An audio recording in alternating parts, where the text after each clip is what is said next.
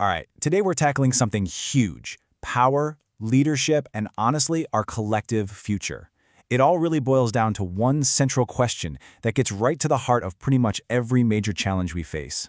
So let's get right into it. The question isn't about a specific person or a single event. It's about a pattern, right?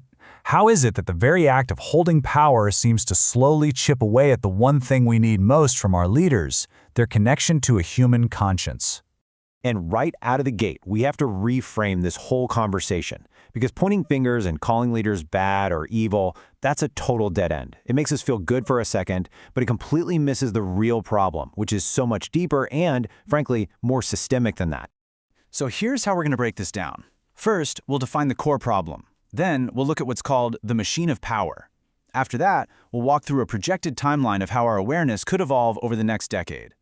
We'll hit a critical choice point, see what history's final judgment might be, and finally, we'll land on what our most important responsibility is in all of this.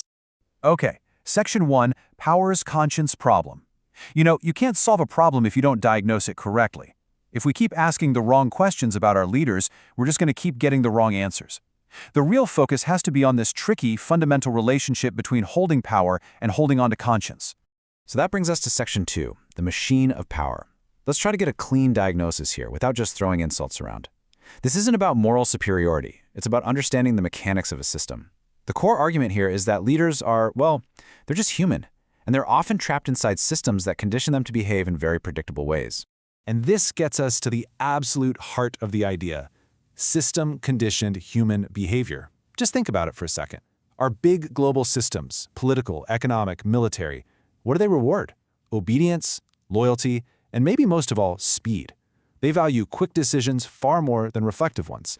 And over time, that pressure produces actions that look, well, mechanical. Not necessarily evil, just automatic. This conditioning creates a cycle that starts to look less like human leadership and more like a program running.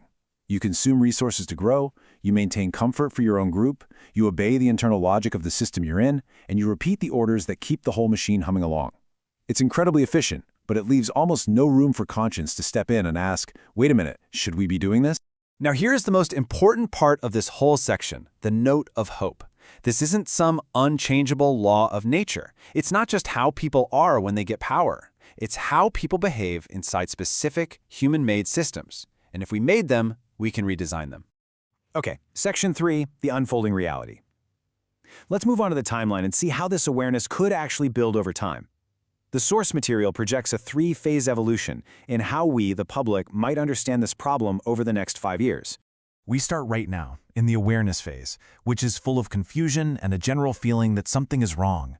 That's projected to shift into a polarization phase as the patterns become way too obvious to ignore. And finally, that leads to a reckoning phase, where we as a society have to face the fact that the system itself is the problem.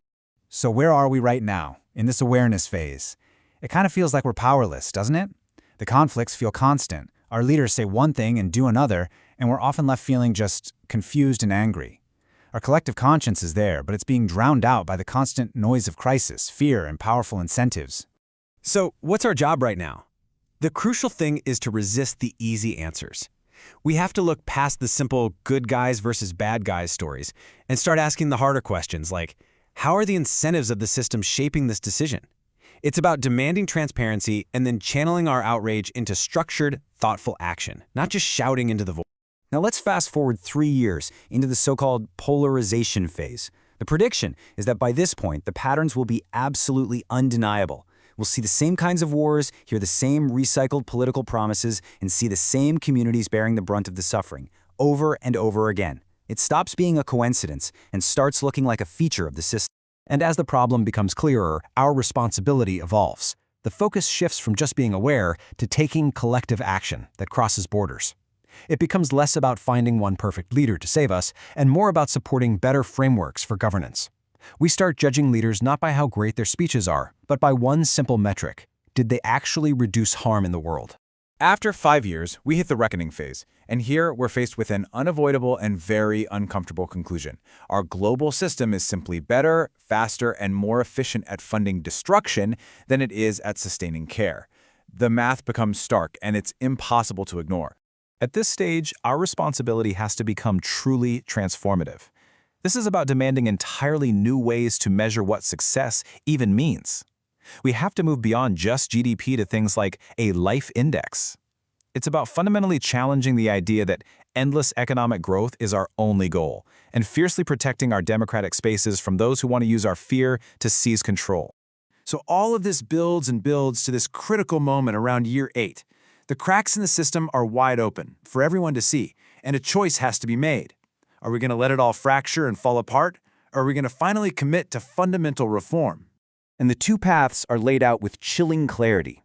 Path A is just failure, a descent into a permanent war economy, mass surveillance, and managed populations. Path B, though, is a conscious evolution. It's about building global ethical rules, finally agreeing on what we all need to survive, and using our amazing technology to prevent disasters, not to dominate each other. So what's the biggest obstacle to choosing Path B? It's not some external villain. It's the internal enemy of apathy. It's that quiet, corrosive belief that the system is just too big, the problems are too complex, and that nothing any of us do can possibly make a difference. That feeling is the real danger. And that brings us to the legacy phase. 10 years from now, how is history going to judge the choices that we are making in this critical decade? What will it say about us?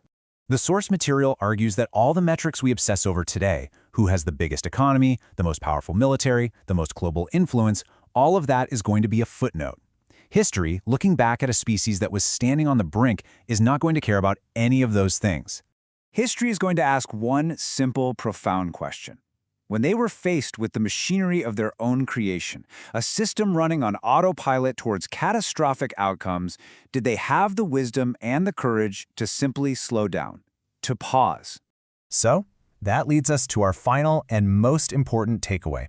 Our ultimate responsibility is to demand that pause. It is the only real way to reinsert human conscience back into the machine of power. This is the mantra we need to carry forward. And it's not a partisan slogan. It is a principle for survival. Before the next budget is passed, before the next treaty is signed, before the next weapon is deployed, power must pause. We have to give ourselves time to breathe, to reflect, and to make sure the outcome truly protects life. And in the end, that's what it all comes down to. The force that can save us isn't more anger, more outrage, or more clever insults. It's the deliberate, conscious, and collective demand for a pause. A moment of reflection where our shared humanity can finally find its voice again. That is the true conscience of power.